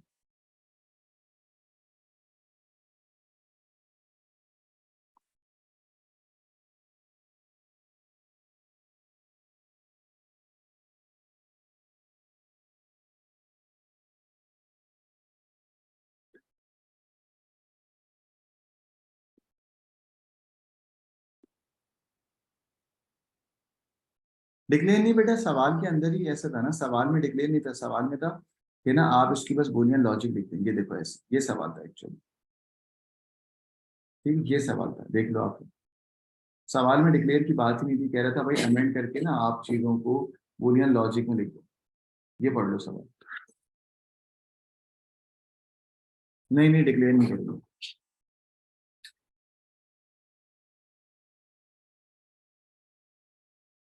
कॉल सब थ्री क्या हुआ तो है? ये ना ना, कॉल सब थ्री क्या हुआ तो है? क्या पूछ रहे हो हमें?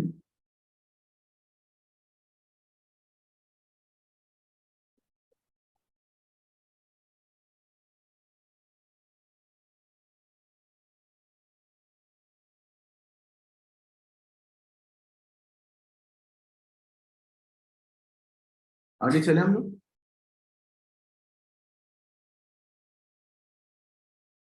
आसिफ कह रहा सर ये तो नॉर्मल था, इट्स ओके, आगे चलते हैं। चलो बेटा, अब एक और सवाल आपके पास आ रहा है फैक्टोरियल का। इस सवाल को सिर्फ हम पढ़ेंगे और ये सवाल मुझे आप लोग बताओगे सवाल में क्या फाइंड करना है। इस सवाल में बेस नंबर का मतलब क्या है?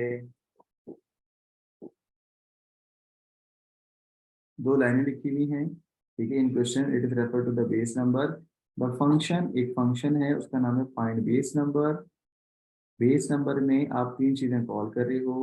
Call positive non zero integer value as a parameter, ठीक हो गया। कॉल तो खैर एक ही चीज हो रही है, बेस फंक्शन है बेस नंबर का। उसमें एक पैरामीटर कॉल होगा, वो पैरामीटर या तो पॉजिटिव हो सकता है या तो नॉन जीरो इंटीजर होगा। फिर बच्चों आप रिटर्न कराओगे, रिटर्न कराओगे उसका base number if the parameter value is the factorial of the base number. अब बच्चों रिटर्न -1 होगा अगर नहीं मिला तो, ये बात तो समझ आ गई। इस पूरे सवाल में अगर हम इसको देखें, इस सिर्फ एक एग्जाम्पल को देखें तो आपको समझ आ जाएगा। फाइंड बेस नंबर में अगर नंबर किसी ने 12 दे दिया, ठीक है, नंबर क्या दे दिया 12, यानी कि पैरामीटर क्या दे दिया 12, तो 12 रिटर्न करेगा -1। क्योंकि because 12 is not a factorial of any number. 12 is not a factorial of any number. Actual में ये जो पैरामीटर है ना, एक्चुअल में दिस इज द आंसर ना। देखो 12 is a answer, 12 is not answer of any number का factorial, ठीक है। 12 is not answer of any number factorial ना। 120 is answer, 120 is answer of 5 factorial, है ना। 120 इज आंसर ऑफ 5 फैक्टोरियल। तो ये चीज को जरा समझिए जरा। कह रहे 6 इज आंसर ऑफ 3 फैक्टोरियल, है ना। तो एक्चुअल में ये जो पैरामीटर है ना, ये जो पैरामीटर है, ये पैरामीटर एक्चुअल में आंसर लेगा आपसे। बोलेगा भाई किसका आंसर फाइंड करना है कि वो किसका फैक्टोरियल है। उस आंसर को फॉर एग्जांपल अगर यहाँ पे मिला 120, तो हम बोलेंगे भाई 120 is the answer of 5 factorial. ठीक है, अब सही है, ठीक हो गया ना। और अगर 12 मिला तो 12 किसी का आंसर नहीं है तो क्या रिटर्न करेगा -1। अगर वो आंसर नहीं मिलेगा तो क्या रिटर्न करेगा -1। बहुत सारे फैक्टर। बच्चों एक और एग्जाम्पल मैं अभी के अभी आपसे पूछने वाला हूँ, अनम्यूट करके बताइएगा जरा मुझे। मैं एक एग्जाम्पल लिखता हूँ। मैं यहाँ लिखता हूँ, फंक्शन का नाम तो वही है ना, फाइंड बेस नंबर।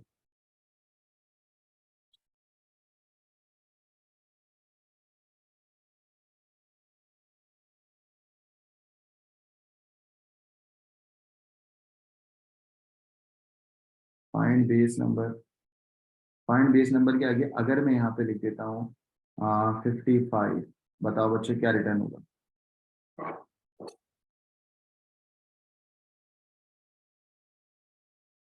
बोलो। क्या रिटर्न होगा बच्चों? चैट पे बताएं, जूम वाले बच्चे जूम पे बताएं।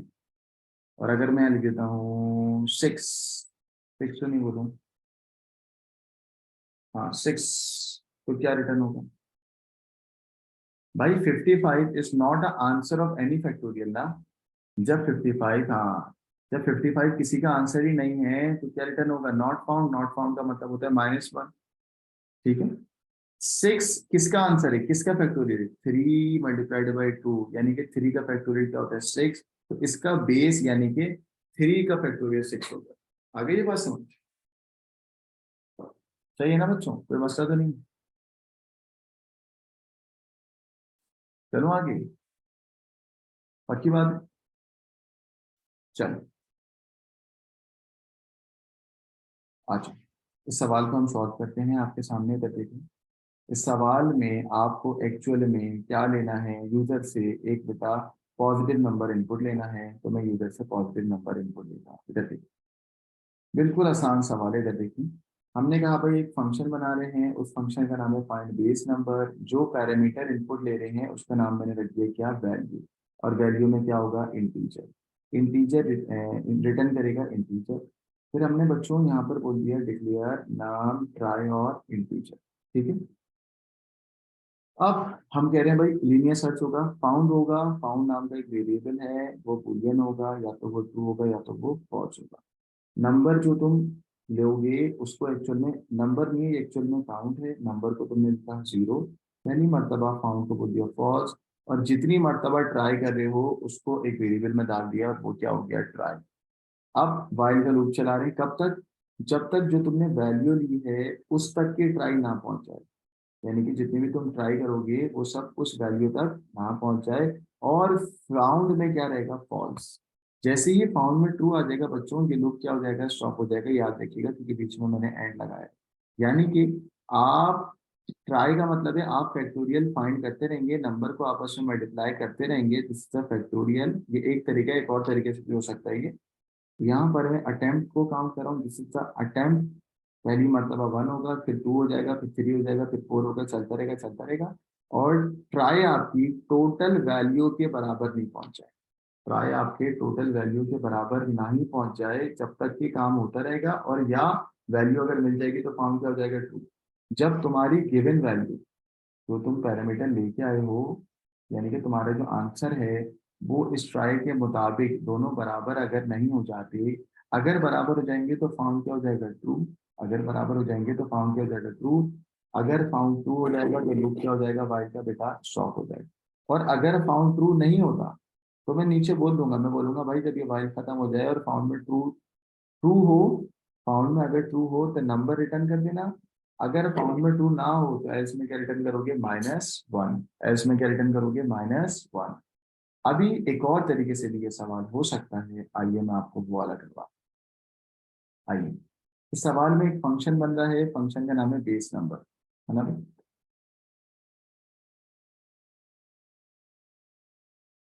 आइए,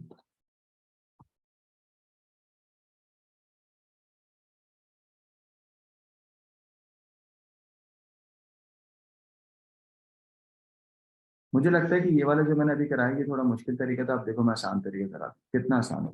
अब हम एक फंक्शन बना रहे हैं, इसी सवाल को आसान तरीके से कर रहा हूँ। वो एक फंक्शन, और बच्चों फंक्शन का नाम है बेस नंबर। ठीक है। आपको एक्चुअल में आंसर दिया होगा, आपको उसकी बेस निकालनी है। यहाँ पर मैं रख देता हूँ एक्स। ठीक है। एक्स एक पैरामीटर है ताकि आपको मसला ना हो, आसान आसान तरीके से करवा। ठीक है। और ये रिटर्न करेगा इंटीजर।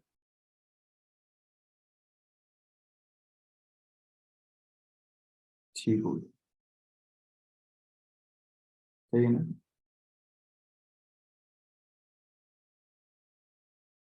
अब बच्चों डिक्लेयर करते हैं, क्या क्या डिक्लेयर करें?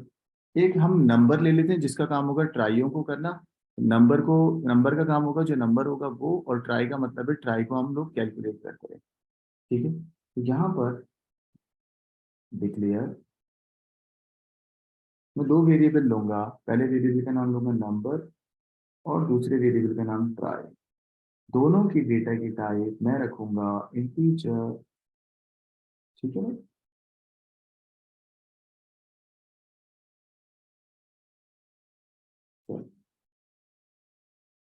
अब आ जाए भाई, पहली मर्तबा ट्राई को मैंने क्या कर दिया 1, पहली मर्तबा ट्राई में मैंने क्या रखा 1, क्योंकि कुछ है ही नहीं। अब मैं वाइड का लूप लगाऊं या फॉर का लगाऊं, एक ही बात है। फैक्टोरियल जब हम फाइंड करते हैं तो कोई भी लूप लगा के हम काम कर सकते हैं। मैंने कहा फॉर लगाता हूँ ताकि आपको और आसान लगे। फॉर, फॉर नंबर, ये वाला नंबर एक्चुअल में ये काउंट है, बल्कि नंबर की वजह मैं काउंट रखता हूँ, आपको ज्यादा समझ आएगा। फॉर काउंट सी करता हूँ, सी ज्यादा समझ आएगा। फॉर सी,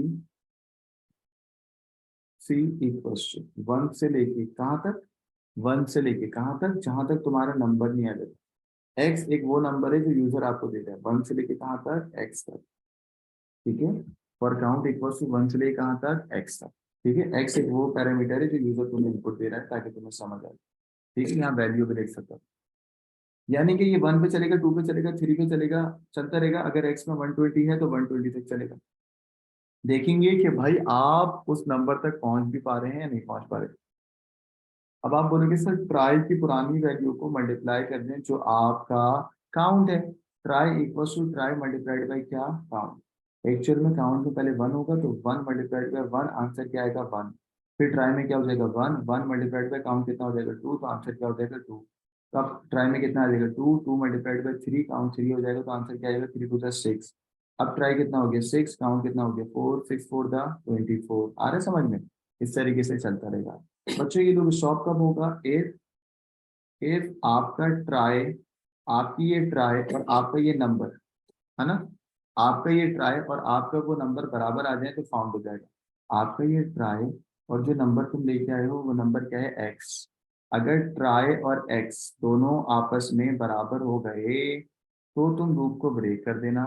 तो तुम क्या बोल देना भाई, रिटर्न कर दो, रिटर्न करवा दो। क्या रिटर्न करवा दो, काउंट, है ना। रिटर्न करवा दो, क्या रिटर्न करवा दो बेटा, काउंट।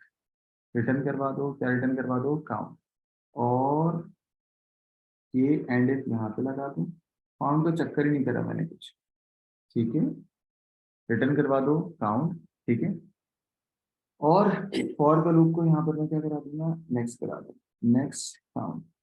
ठीक है, ये फॉर का लूप एंड होगा। सही है? अब बच्चों यहाँ पर अगर यहाँ से रिटर्न हो रहा है सी, सी की डेटा की टाइप ये थी। सही है? और अगर ऐसा नहीं होता, अगर ये वाला यहाँ से हमारा काम नहीं होता और लूप खत्म होगा तो लूप के बाहर भी मैं रिटर्न करवा दूंगा। और जब फाउंड नहीं होगा तो सी के अंदर -1 करा दूंगा, है ना। या तो यहाँ पे सी को -1 करके रिटर्न सी करा दूंगा। ठीक है, तो यहाँ पर जब फाउंड नहीं होगा तो एक्चुअल में -1 रिटर्न होगा। क्या रिटर्न होगा, -1। ठीक है ना। यहाँ से तो वैल्यू, अगर ये कंडीशन मीट कर गई तो वैल्यू रिटर्न हो जाएगी, अगर ये कंडीशन मीट नहीं करेगी तो ये हो जाएगा, और लास्ट में क्या हो जाएगा, एंड फंक्शन। गॉट इट बच्चों? मुझे उम्मीद है कि ये वाला आपको ज्यादा आसान लगा होगा। सही है बच्चों?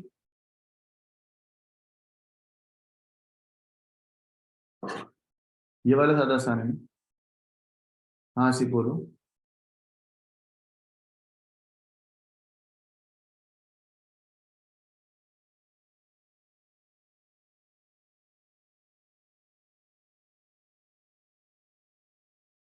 काउंट में काउंट इक्वल टू काउंट +1 नहीं होगा क्या?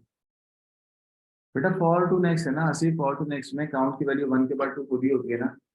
भूल गए क्या? वाइल लूप थोड़ी लगाए, फॉर लगाए। ठीक है, कोई मसला नहीं। अगला सवाल इसी का पार्ट भी देखते हैं। फाइंड बेस नंबर, 7 मार्क्स का सवाल आया था। बच्चों ये सवाल देखें, इस सवाल में वो आपसे क्या कह रहा है, कह रहा है a program is written to allow a user to sequence of the number using the function base. The user will input one value at a time. The variable is used to store the user input to be type string. अच्छा, the variable is used. The variable is used to store the user input has to be the type of string because the user will input and at the end of the program. ठीक है, आगे कह रहा है the valid input will be converted to the integer and passed to the find base and the return value is this. ठीक है, complete the following bye 4 invalid string. अच्छा भाई, आपको ट्रेस टेबल करना है जिसमें इनवैलिड स्ट्रिंग को बताना है।